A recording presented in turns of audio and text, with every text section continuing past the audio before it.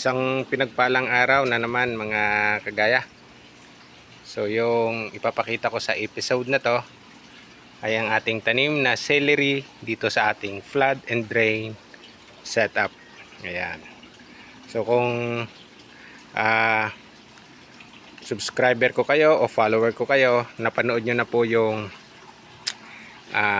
update ko dito nung may nag-iisang tanim tayong celery dito sa ating flood and drain setup. So ito yung matanda na nating celery.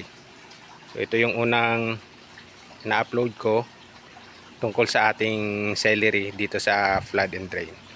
Gawa ng maganda, so nagtanim tayo ng mas maraming celery dito sa ating flood and drain setup. Ayan. So aquaponics po to, walang ginagamit na nutrients, kundi yung dumi lang po ng ating isda, yung ang nagiging pataba ng ating mga halaman dito sa ating flood and drain. So basta maganda lang yung filtration natin, nako-convert yung ammonia into nutrient ng ating mga halaman. So ito po yung ating celery.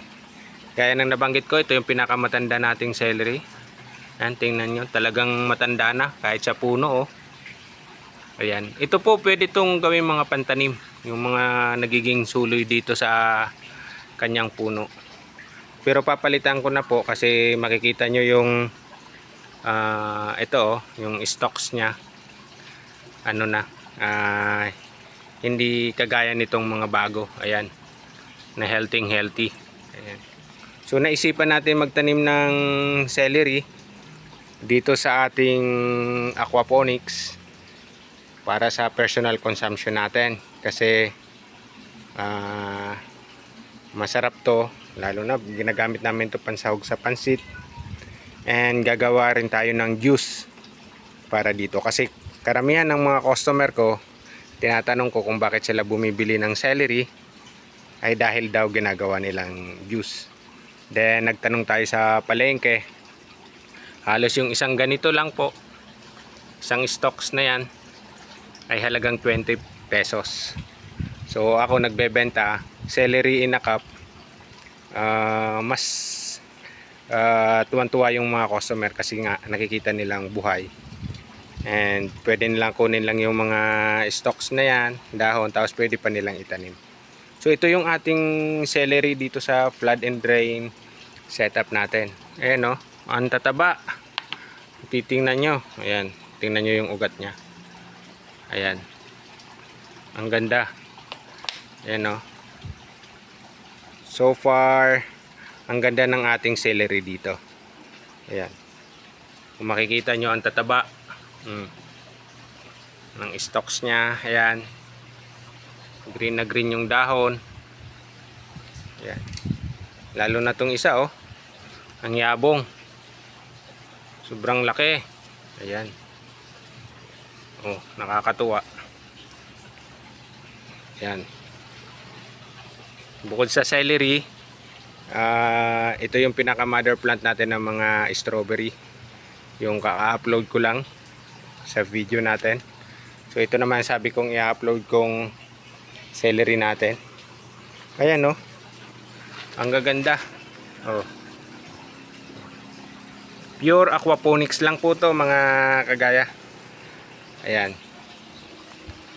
ang ginagamit natin ay ang ating tilapia. Ayan, yung tilapia natin.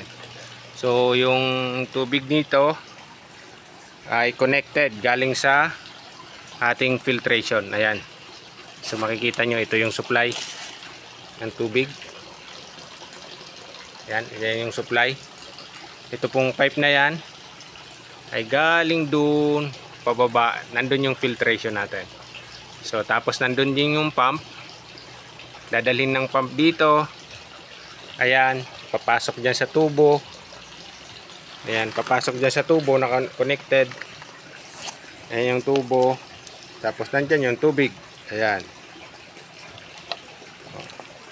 yan ang tubig, papasok sa bawat isa dyan sa container, then babalik sa drain. Andyan po yung drain natin, babalik uli sa fish pond.